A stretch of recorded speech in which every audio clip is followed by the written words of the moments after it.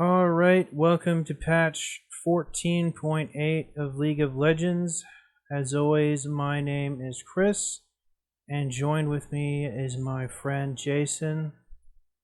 Hey Chrissy, great to be here with you on this momentous occasion where Riot Games is taking over the Philippines. Congratulations to them. I did not know that was going to become a client state of Riot Games. Absolutely, man. And they're preparing to take over the entire world on 14.9. I appreciate the ambition. Alright, we got a short one today, folks. Just going to blast through this one. That's what you think. Next, let's just get right to the champion shenanigans. First up, we've got Akali, who just has gotten about 10 billion changes since he's been reworked. It's really just no end. Too good, too bad, too consistent, too inconsistent. Yeah, so this is just like a small buff to her health. I do think that Akali's been in a weak state, not because she's not good against the types of champs that are in the meta, but specifically because this season, when they reworked the items at the beginning of the season, that they really helped a lot of the AP assassins, but they did so in a way that doesn't really help Akali. Like most of the AP assassins, Dan as the Echoes want to get in very quick, lay all their skills down really quickly, and then get out. And Akali being an energy champ, and being the type of champ that wants to kind of kill you with 1,000 cuts and stay in the area the entire time, just wasn't helped quite as much by a lot of the new items like Malignance, like Storm Surge, even the changes they made to Lichbane didn't really help Akali as much as most of the other AP assassins. The AD assassins got some nice lethality items. Akali just really wasn't helped by the itemization much, so I think she's going to probably need some more help going forward too. I have a different theory. Oh, I think let's hear it. she's one of those few champions, and I think there's only like 7 or 8 of these champs, who's just ridiculously good at the higher levels and kind of falls on her face a lot in the most of the lower tiers. Yeah, I think that's also true, right? Like Rise is obviously the poster child for that.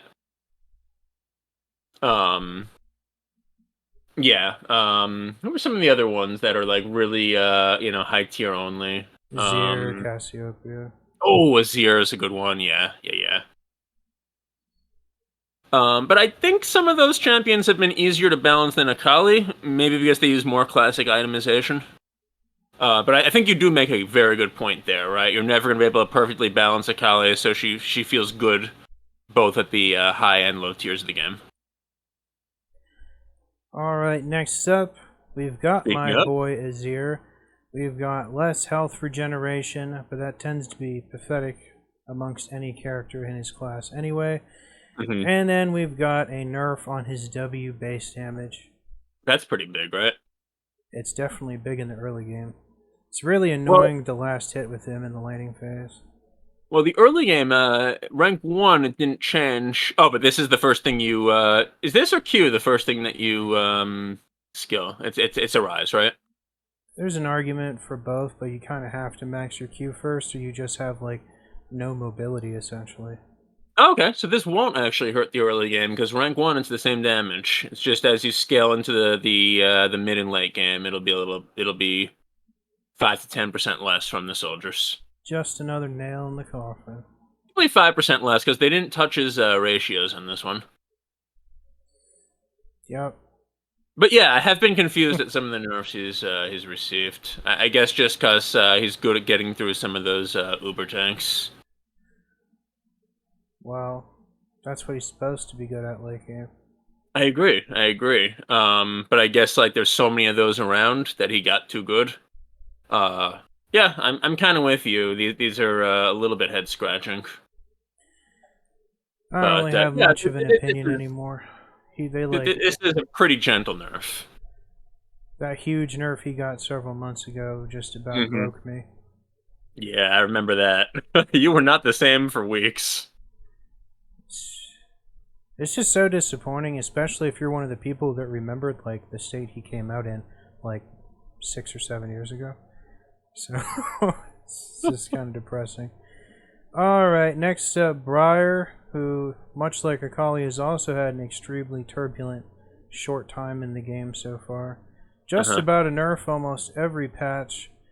We got more dash range essentially on her Q, which I guess is kind of interesting.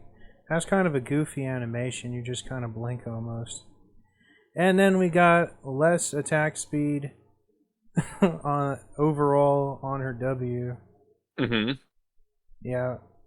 Yeah, once you get a few ranks in that, and that's obviously the first thing you're going to be skilling as Briar, as well as less health growth, which for a champ like her is actually pretty important. I'm not so You know, sure the actually. I've played her a number of times. I honestly think there's a good argument to max any of her buttons. Okay, that's interesting. Even the E. Especially the Uh, E because it just gives you free sustain because she doesn't have mana. in certain cheese builds, yeah, I guess. No, it's not. You don't. It's not cheesy for the damage. It just gives her a shitload of sustain. It does, but at the cost of so much damage. Um, if you're not actually, hitting the fully charged E. But anyway, yeah, most of the time, I certainly see, anybody who's taking the game seriously maxing the W first. The increased range is not to be slept on. Like, I think most of the time, if I saw like a set of changes like this, and for an important skill like Head Rush, I'd say this might actually be a sneaky buff. If you think about it, like that can give her more opportunities to switch her target during the fights, to escape during a bad fight. By using it on a jungle creep over a wall or something like that. There are a lot of good uses for Head Rush. It's not just for the engage. And better range on that is nice, but so much of your damage comes from the auto attacks on Blood Frenzy, and to go from 110% bonus attack speed to 95%, even if you're building bonus attack speed items, which I don't even think Briar builds a ton of. I mean, you're losing good 10% of your auto attack damage in that entire chase sequence.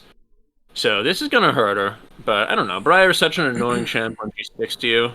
So hard to kill, even with Grievous wounds. Like I don't mind seeing more Briar nerfs. Honestly, I kind of like having her on my team, but it is so annoying to have her stick to you.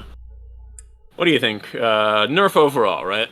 I think she's certainly a controversial champion Mm-hmm. because she is one of those like she's either really bad or really good.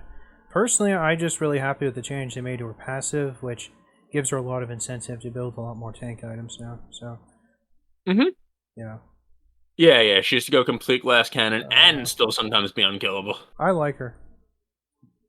I don't I hate don't her. like how some of But I my hate when friends she play sticks her to though. me.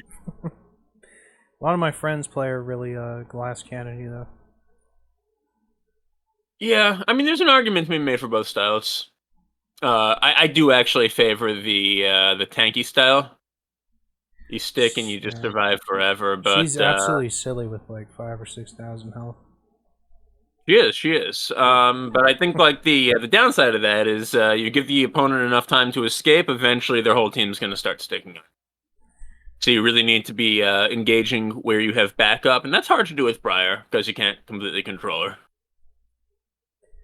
So Alright, yeah, speaking pros of and cons. annoying, next up Mhm. we've got Draven here, and this I think is definitely a huge change for a champion who's all about laning phase dominance and Mhm. already an extremely annoying ability. Even just 5 more bonus damage. I mean, his like And it's level 1 and 2 like Cheeseroony stuff is already like, etched into the annals of League of Legends history. You yeah, know, and don't forget that if he's got two axes spinning, it's 10 more damage on every auto. that's not how that works, and it's really hard to do that in the early game because of the cooldown. Yeah. Well, yeah, because you're while you have one axe in the air and you're looking to catch it, your next axe will only do the one bonus, right? But your first attack at least will do double, right? If you're spinning two axes. No, it only is per axe. I used to play this champion a lot when he first Wait, came out. per axe, you can have two spinning axes. Yeah, but you don't do both spinning axes damage just because you're holding two. Oh, okay. It's not based on what you're holding. It's based on whether the axe you threw was spinning. Yes. Ah, my bad, my bad. Okay, so this is just That'd be 5 even billion. sillier than Yeah. it already is, if that was how it was. Yeah, so you think this is a big change? If it's just 5, for me, I think in, it's the- a huge in the early change. game, this matters. Yeah, I think there's a it's a lot of huge change because of the area of the game that he's supposed to be dominant in. yeah. If Draven comes out of the late landing phase, even with anybody else in the game, he's gonna have a hard time beating them. I don't even So, mean just mean any ADC. I mean like any champ that's not like a support or a supportive jungler. it'd be like if next patch Caitlyn gained like 25 attack range, we'd be like, what? Yeah, although that's something she can take advantage of all game long, right? Draven 5 damage in the late game isn't going to help him much, but yes, it is oppressive, and there's a lot of early fights that Draven wins by one auto attack, or occasionally loses by one auto attack, right? If he had one more, he would have won, and this 5 damage can turn a lot of those fights early. Nice buff for Draven early, but honestly, I think that he's not in a great state in the game right now anyway. I don't know if I agree The on game that. He's just very feast or famine.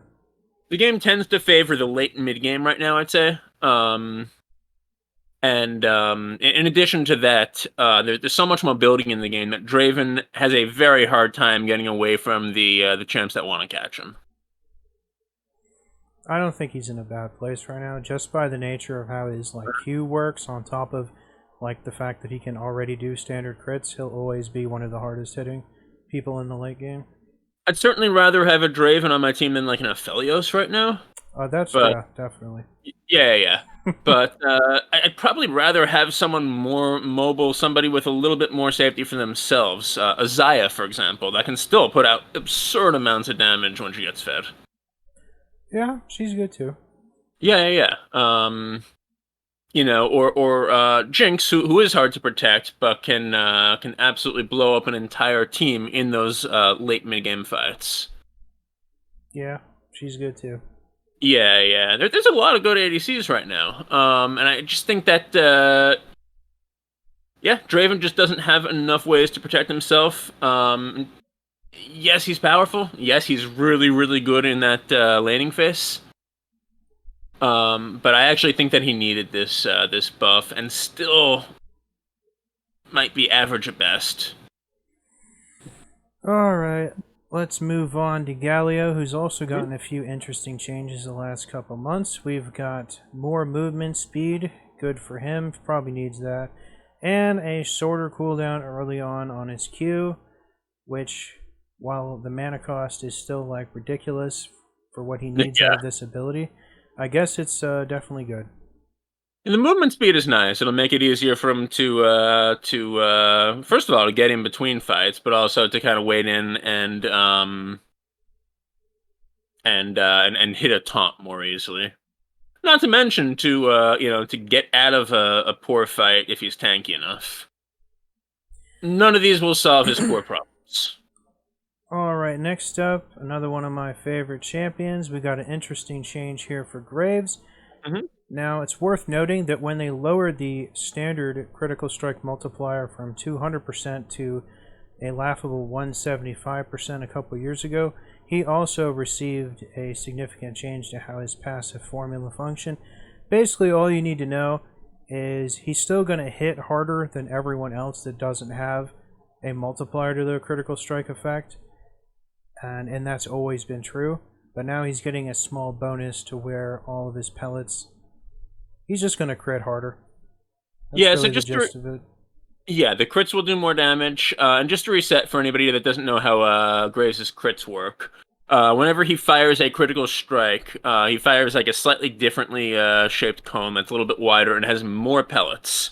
So it'll be easier for you to hit a target with multiple pellets, which each do like part of the damage of the first. It's also worth noting, even if he has no critical strike chance, if he hits you in melee range, he's critting you. I know that doesn't make sense, but it's true. It's an automatic crit? I mean, not in a game sense, but in terms of Okay. the Yeah, damage that he's capable of, he's doing more than 100% of his damage. Okay, so you're saying yes, he's doing more than 100% because at that point the cone is so small that all the pellets are going to hit his intended target. Yeah. Okay, but yeah, it has nothing to do with actual critical strike. But I see what you're saying. Yeah. Also, really worth noting is that they're going to give him more scaling on his reload, so his reload will be much quicker. For what it looks like here is only for when he builds items and and runes and things like that that increases attack speed, and not his naturally scaling attack speed growth. That's The cool. The last you're few gonna get years, more. I've actually been using lethal tempo on him instead of conquer, press the attack, Well, electrocute, that's all the other interesting. stuff. Yeah, That'll I work actually too. find it's just it feels way better, especially if you're going a tankier build. It feels like lethal tempo is kind of the go-to. It's just my opinion, and I've always built him kind of like an oddball. But Yeah, right now I think lethal tempo is where it's at for him. I do think that is a weird way to do it based on his fixed attack speed Well, you per just get se. so much more reload speed, so it kind of gives you I attack get you. speed. I get you, but he's getting a lot of damage out of his skills, and then it's not like you can attack as many more times per second, like as if you were like a Jinx or a Caitlyn or a Tristana or something like that. No, you just Uh, shoot more, so it's basically the same thing. you eventually get to if you're in the fight for a long period of time, sure. It's worth Um, noting, I kind of build him more as an auto attacker than like the heavy lethality kind of stuff most people do. Yeah, so the reason and the reason that they're doing that, and yeah, like the reason people were building lethality is because attack speed did not work well on him. Just in general. I'm not saying you can't make it work. I'm saying it was it No, was it's always generally been good, it's just not meta. it was generally considered the worst way to do it than building lots of just pure AD and possibly lethality. Crit was always probably a fine stat on him. The problem with crit is that most of the crit items also come with attack speed that you have to pay for. And That's a that's why I good thing. think, first of all, why a lot of people were not building crit on Graves, and second of all, why they're trying to encourage you to build those items now by giving you more of a reload time bonus. Now, the one thing I really don't like here is that they really made things harder on themselves and much more complicated than it needed to be. Instead of just increasing all of the scaling for his attack speed reloads by 35% and simply commensurately reducing the amount that he grows per level, now they're actually saying, okay, he has two different types of attack speed. One that he gets naturally from growth, one that he gets from items. They're all going to look the same when you look on the tooltip and see how much attack speed you have. Correct me if I'm wrong, Uh-huh. but from what I'm reading here, would it be apt to say that this is just like a 10% damage increase? No, because first of all, the damage increase will only happen on his critical strikes. Okay, Second of well, all, uh-huh. as far as critical strikes go, is this like a 10% damage increase? No, it's about 5%. As far as critical strikes go, Okay. it's actually not even quite 5% because it's 5% as compared to 140. So he'll be doing like 3% more damage with his critical strikes than he used to. But probably more importantly is that the attack speed that comes with those crit items will do a lot more for him now. That's Alright, probably cool. that's probably the better case for buying the crit items now. Alright. Next up, we've got Hui, and we got a bonus to his passive, which triggers every time he hits someone with an ability and then follows it up with another ability. Mm-hmm. I don't mind this. I think he's already strong, but I think he's also very balanced. Yeah, I mean he's another one of those champions that's really easy to hunt down and kill. So I'll I never can understand forget why. when he first came out, you kept telling me how much he'd 1v5 everybody. And he did. In fact, when he came out, the meta was not so much. It's really easy to kill the squishies. Wasn't that long ago. Right, but it was an entire global item rework ago. And man, that's like 2019 versus 2020. Wasn't that long, but the world felt so much different. Yeah, and remember that with his ult, I think every time you hit his ult and then hit any, every time his ult triggers, like every fraction of a second, and then you hit any other ability, you're releasing Signature of the Visionary, and Wei builds a lot of AP. So this is, it looks like it's just 5%, but it'll add up. Yep. Looks good. Yeah, good for him. Alright, next up we've got Jarvan, and we got a buff to his passive, which has remained largely unchanged for like 14 years. So many years. Until this year, it's gotten like 4 changes already. I wish they just make this max health. I feel like it would feel a lot better, especially if you weren't going Agreed. like Talon build. Agreed. Yeah. Yeah, they can't figure out whether they want J4 to be, like an assassin or an engaged tank. Well, if they just make his W not so like garbage, Uh-huh. I feel like thered be a much bigger incentive to like build him bruiser or something. They keep buffing like his Q and his ultimate, so of course people are gonna build him like a crazy asshole. So What's a W now? Does it still give the aura? it's like half of Skarner's W. Remember we kept joking about how bad it was and how good Skarner's was? It does the same thing as Skarner's, except Jarvan's doesn't deal damage. And It Skarner's is has an a, aura. Okay. Yeah. it just slows everybody and gives him a pathetic shield, except he only gets a decent shield if he hits literally the entire enemy team with it. And even then, it's not as good as Skarner's by default. So. Yeah, if the W gave him more, the W gave him more of a bonus for himself, and maybe he did a little bit less for empowering his teammates. That could maybe be a good balance. They need to like quadruple the amount of shield he gets from hitting enemies, and then also have him get like 10 armor and MR for every enemy he hits. How about give him like a nice like max health ratio on it? That would be good too. Yeah. Anything. It's just archaic, and it was better like decades ago, basically. Yeah, right now, like he needs to hit like multiple enemies to get any type of like reasonable health scaling on his W, right? Yeah, but the scaling is just so bad it doesn't even really matter. Yeah. I mean, how about just like give him like a 5% of his max health base shield strength bonus? Take away half of the aura on his Dragon Strike, or not the Dragon Strike, the Demacian standard. I mean, That used to give him armor in the old days. oh yeah, it did. It did. Bring that back too. Yeah. Man, you just want like 3/4 of the Champions League to be tanks. You want everybody but Azir to be a tank. Just the ones who are And that way obviously Azir like, can bust through all of them. just the bruisers I want to be tanks, yeah. Yeah, no, I agree with you. I agree. I'd like to see more bruisers build tanky instead of freaking like lethality. Alright, next Alright, up we've Jhin. got Jhin. This guy's not tanky. An extremely rare change to his passive, which kind of exists in this perfect storm of how it needs to, like, the math behind it needs to function for him to exist in the niche that he does.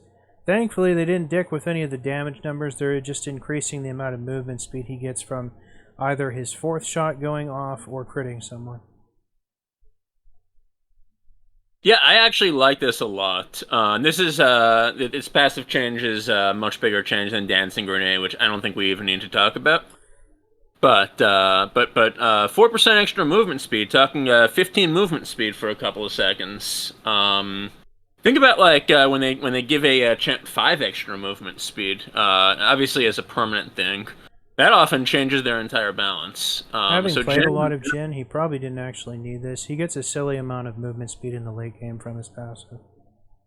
Yeah. Like he is very surprisingly mobile. If you build them right. But with that said, I generally look at like take a not very fed Jhin, with either like a supporty support or even like a mage support, and put them 2v1 against a not very fed not like somebody that got crushed, but like an average I don't know, Fiora, an average Aatrox, some type of like top lane fighter, a Mordekaiser.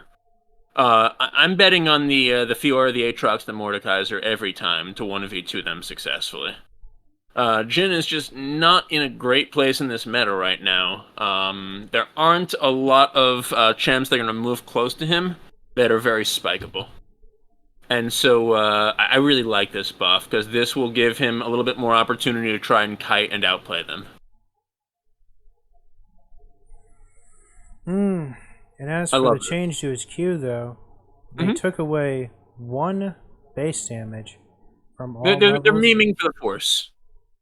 But this ratio, though, is definitely a bigger deal because this increases by 35% every time Dancing Grenade last hits something. And this actually used to be a pretty silly ratio.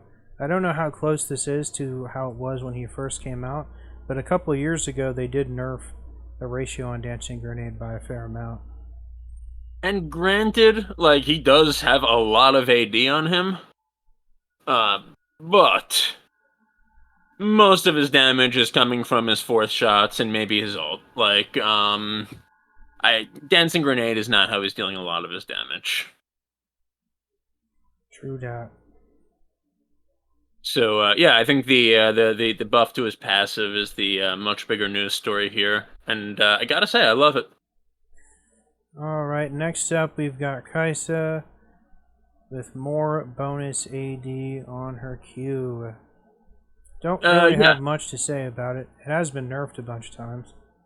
So this is 5% bonus AD ratio. If she hits all 6 missiles, it's about 12% bonus AD in total. It's not huge. It's not tiny. I have to admit, I was a little bit surprised that Kaisa would need help. It seems to me like she'd be very good in this meta. Yep, I don't know. Yeah, I don't have a lot to say either, just that it's surprising. Alright, here we go with LeBlanc. We've got more base damage on the Q. This is not the detonation damage, that hitting something after the Q also does damage. But this does add up with that, so that's nice, I suppose. And then we got a lower cooldown early on Distortion. Had this been a reduction in like level 9 or rank 5 Distortion, then we'd have certainly something to write home about, but outside of that, I don't think it's a big deal. Well, you skill Distortion second, right? I think people still max it first just for the wave clear. Yeah. Oh, really? Over Sigil? Okay. Sigil, That's right. since she reverted that rework, her Q does shit for clearing waves now. Yeah, you're right. No splash. Okay, so people max this first? Just like Fizz, kinda, yeah. Yeah, I think you're actually right. I don't know what I was thinking, but let me look it up and Well, there was make a period of time where she correct. got reworked where her Q would bounce to all the minions. And Yes, they reverted that because it was stupid. that was a while ago, but that was what I was thinking. Just made it Yeah, okay. slow So and it looks like boring. people are always maxing it first. Sometimes they skill Q at 1, but then always max W basically. Yeah. So this is actually yeah, fairly insignificant on Distortion. I agree with you. If they change the max rank, that would be really significant, because that is how she starts her combos. That's how basically after she trades with you, right? There's the window of the Distortion cooldown that she can't trade back again, and you can try to punish her. So in those first few levels, this is nice for her, because that'll be a much smaller window where she can start to walk up to the wave and pressure you off again. But besides that, it's not doing that much. But yeah, that is her threat. That is also her escape. Essentially, the Distortion. So it would have been probably too good if they made it even 9 seconds at that rank 5. Either way, nice little quality of life buffs here. A little bit more damage, and more trading potential in those first 5 levels. Next up, we've got some interesting changes for the Kaiser. Another buff to his Q, more early game pressure. I can't believe how many times his Q has been buffed, honestly. It's pretty ridiculous for a champion that doesn't have mana. Yeah, And I agree with then, you. I can't imagine it every time I see another buff to Kaiser. Then we got less damage on his E, but as long as they don't touch the magic pen, it's not really the end of the world, or his passive Right. damage. And And then we E is got all a about pulling people in anyway. yeah, then we got a really interesting change to his ultimate where you can no longer escape from it from all of the people that could cleanse, like Gangplank, Olaf, whoever the hell, and stuff like that. Right, Which Gangplank. I'm not sure I actually like this one because I feel like the fact that he had some of these kind of few champs in the game that kind of like hard escaped his ultimate was kind of a good thing. I don't necessarily like when the counters are that severe and that easy. But the big thing about this is not just the few champs in the game like Gangplank and Olaf. QSS will no longer work against the Death Realm. Yeah, exactly. That's the big like PSA to make on this patch. Do not buy QSS against Mordekaiser anymore. It will do nothing for you. It will do nothing for you. You are not getting out of that. You know, if they were smart, what they would have done instead of going this far was simply Mhm. make the like 3/4 of a second animation that he does before he grabs someone. They should have just made that a suppression, and if you were quick enough to QSS out of that, then you wouldn't get transported. That's a good 'Cause idea. I would like that too. then that would still be highly skillful, but incredibly difficult to do. So. Obviously, pro play, he would never be able to hit it. If they had a QSS. But I agree with you. That would be like a great compromise in my opinion. And sorry for you if you're playing on 210 ping. Yeah, I'm really surprised they went in this direction. I always tell everyone, and everyone always tells me I'm fucking insane. I always say that Mordekaiser's not good in the late game. You're fucking insane. I've played him a shitload, and I tell you, he's not good in the late game. He's I will super say, like, annoying split pusher, and he's a lane bully and all that stuff. But when it comes to like when you have to group, he's not very good in team fights. He's very risky. He has to get exactly what he wants. There's like no margin for error. He gets kited like super easily. He's not good in the late game in my I opinion. will agree when you're beyond like 40 minutes, everybody has full items and everybody is grouping. Yes, he's not good in that. He's not bad in that either. He's just kind of average. But in the span between like 20 minutes and 40 minutes, which is generally what like what is considered like the late game. Maybe 25 to 40 is the late game, but I would say in that span between 20 and 40, he is very good, or at least 20 to 35. He's very, very good. He can kill pretty much any squishy champ in the game before they can kill him. He has a lot of ways to actually lock them down between his ultimate and his E. He's really, really good in those like 3v3, 4v4 kind of skirmishes where people have 3 or 4 items. That shield comes through so big, the area of effect comes through big. He can just run anyone down. So I agree with you, in the ultra late game, yeah, he gets a little bit weaker. But until then, he's so good. And yeah, you can't escape from the Death Realm with the QSS. What can I say? This definitely makes him better in the late game. He already like screws so many champs. I think like Alawi. Just by like making all his tentacles disappear, or like there's so many different Azir. I don't think his soldiers come with him, right? I doubt it.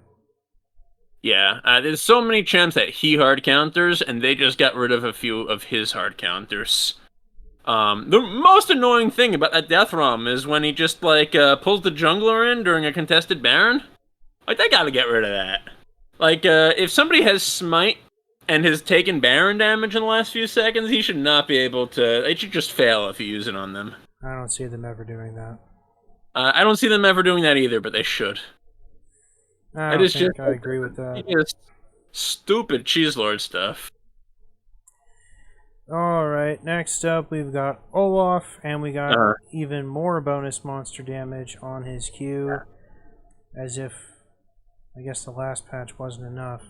They are really trying to make him the primo, like, speed clearing jungler in this game. Although he's going to have competition a few champs down the line. We'll talk about that momentarily.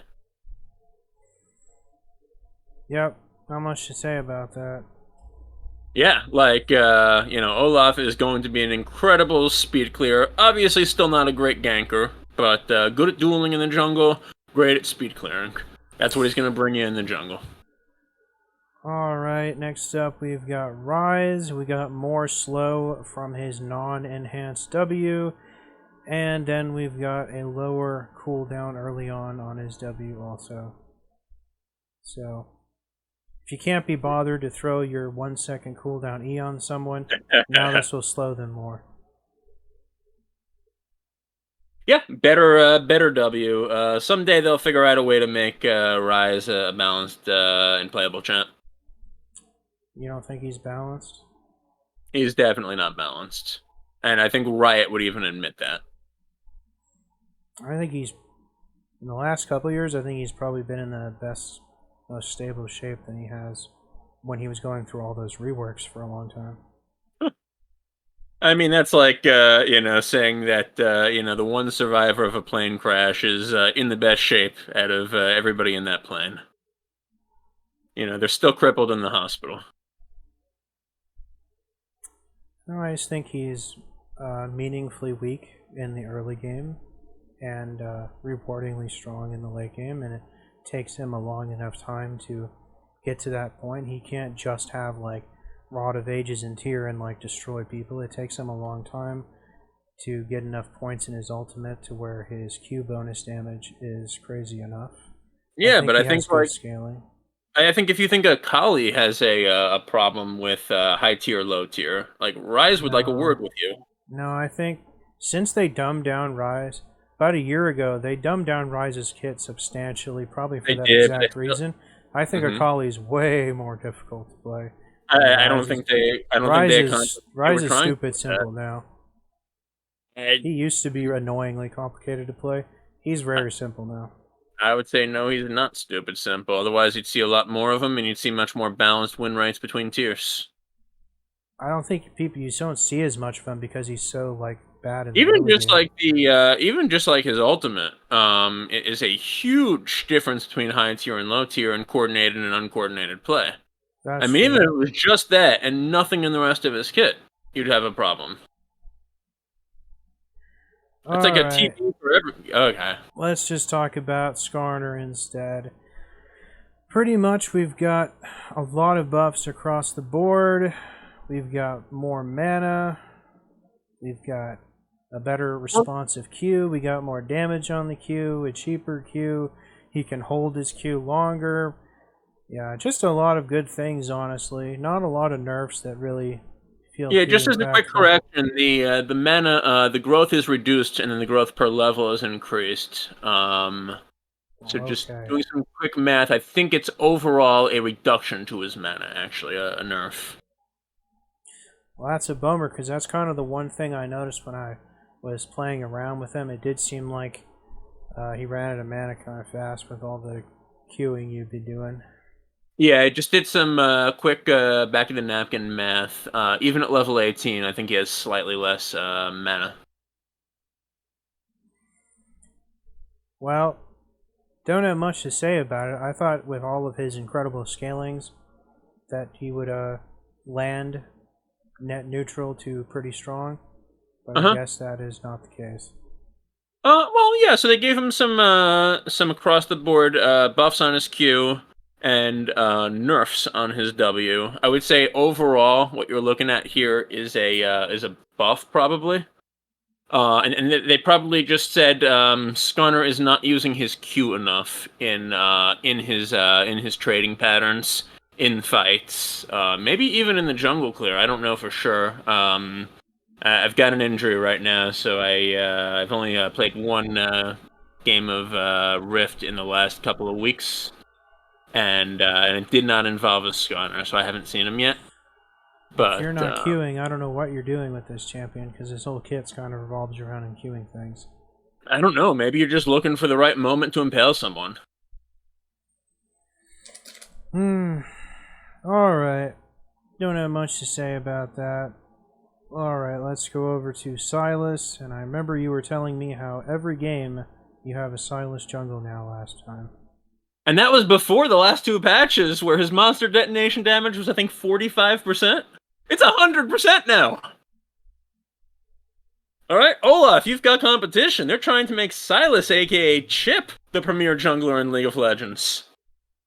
What is this? You know, what I don't Yeah. understand is, obviously this is probably the best, between this and his passive is obviously makes for the best wave clear, but if he had to fight anyone, his W and E are much better for like the 1v1. His Q kind of sucks for like fighting people.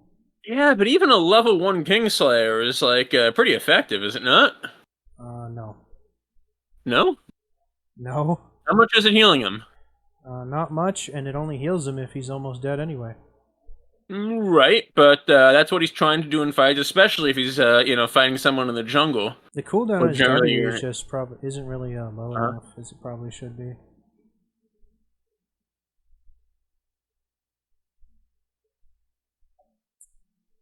That's just my Okay, yeah, take the on minimum. it.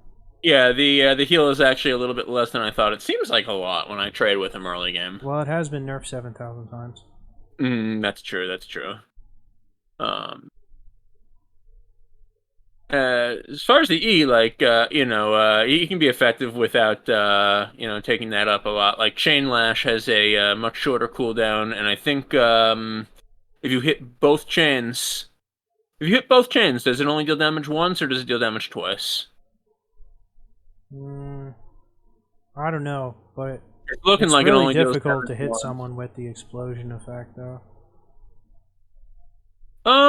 Not if you lock them down with E. Now, even if you like preempt it Uh huh. with and then E them, it's still like super difficult to get them inside. It's a very small hitbox. Just against like a slippery jungler, that might be hard. But if you're playing against like a Fiddlesticks or something, he's not getting away from you once you E him. Well, the thing is, the only way to hit them with it is if you Uh. Q them, then E them. You can't just grab them and then Q. They'll never get hit by it then. You have to Yeah. preempt it by queuing first and then E. Otherwise, you'll never hit anyone with it. Well, And- look, I mean, you did go to your own school of skill shot dodging, so you're pretty good at that. But most people can't avoid every No. E. It's not about like how good you are at sidestepping. There's just an incredibly small window. If you try to buffer like the Q and then the second half of the E, and it's Yeah. a very small hitbox. Also, don't forget that you haven't seen a lot of like Silas in the jungle, right? So you're usually finding him in like a wide open lane. In the jungle, it's a lot easier to hit those linear skill shots because usually one side is going to be blocked by a wall. I suppose. Yeah, I honestly think he's going to be like a ridiculously good jungler on the back of this. Maybe I'm wrong. But even when his monster damage was 45% on this skill, I thought he was a perfectly acceptable jungler. And they are down really for it. trying to make this a thing. Alright, next up we've got Thresh, who Mhm. gains some more base armor. He doesn't gain armor per level, so whatever. And he got more MR per level too. Just cool things, huh? Is he the only champ in the game that doesn't get armor per level? I think so. Obviously, as he plays the game, he's going to naturally get it from the souls, but yeah, nice to see little buffs to him. Thresh is a cool champ. Sure is. All right. And then lastly, we got less health regen for Zac and less HP for Zeri. Yeah, I'm fine skipping over Zac. Like most of his health regeneration just comes from his blobs anyway. And most surprising thing about Zeri is that we didn't have 42 different counteracting changes. We actually got a change to Zeri that is just one simple nerf. Probably just given up and decided to rework her. Yeah, they probably should. But you know what? I want to give Riot their flowers for not making 40 counteracting changes to Zeri here. Good job. We're proud of you. Alright, that does it for the champs. Now let's talk about an item change. All these item changes. So yeah, Malignance will now any spell that's coded. Any auto attack that comes from a spell that you did, not like an auto attack Empower like Twisted Fate's W, that doesn't count. But they're giving examples here like Twitch's Spray and Pray, Shaco's Clone auto attacks, and Warwick's Ultimate. Those will all proc Malignance on their first instance of damage, and then obviously any further instance within 3 seconds. Well, Or after 3 seconds. I hope none of those champions are building this item.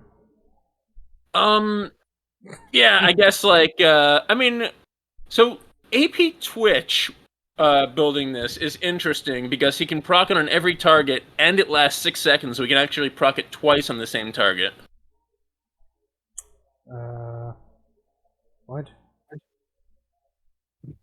It has a cooldown and it only works on your ultimate. I believe it has a cooldown per target. Yeah, it has a cooldown per target, and that cooldown is 3 seconds.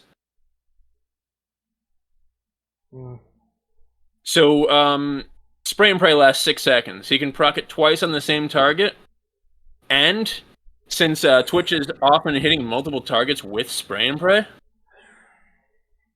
he can proc it on multiple champions with different bolts. Yay! I think. And again, like, AP Twitch is a thing sometimes, as annoying as that is. I wouldn't build it on. I actually think it was good for a while, but they've nerfed it too many times. Yeah. Now I don't think it's good. I actually think it was secretly super good, like AP Varus used to be. You're talking AP Twitch, or you're talking Malignance? AP Twitch. Oh, yeah. Now I think its time has come and gone. Now I think it's just stupid. It did so much true damage before that it was actually good. Now it's not really worth it anymore. Yeah, and as far as AP Shaco, like, AP Shaco might be feasible, but I would say probably don't build Malignance. Each hit of your clone is going to do very little damage, and therefore the actual, like, Malignance damage in that zone will be pretty low, even if you can, fear them and keep them in there. Twitch might be the best use case scenario here. Heartbreaker would be good, but Viego doesn't really want to build AP, so that would be kind of stupid. Alright, let's stop talking about that. Yes, sir. Why don't you tell us how this Baron is different? Alright. Baron deals a lot more damage with its abilities now. That's kind of the upshot of this.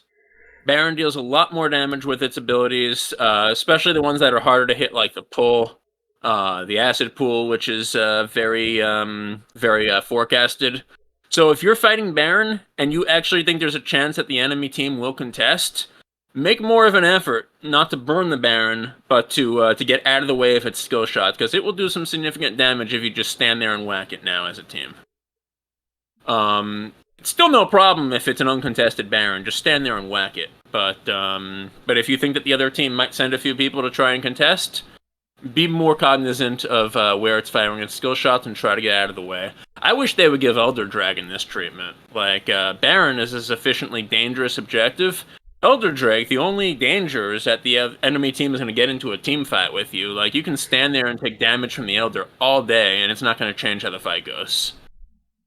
I can't believe it took like 15 years for the knockup to do damage. Yeah, right? Yeah. I agree. And yeah, I like that they gave this treatment to Baron Nashor. Makes him a slightly more dangerous objective. Makes you actually have to think about all these, cool but ultimately insignificant new skills that they added to him. Now they're a little bit significant. So I like this. I think this is a good treatment to give him. And again, I wish they would give the same treatment to the Elder Drake. Alright, coming to the end here, and now we have a 1-minute delay on the initial Void Grub spawns. I assume this is probably going to really impact top lane the most, especially when you're very dominant in top lane.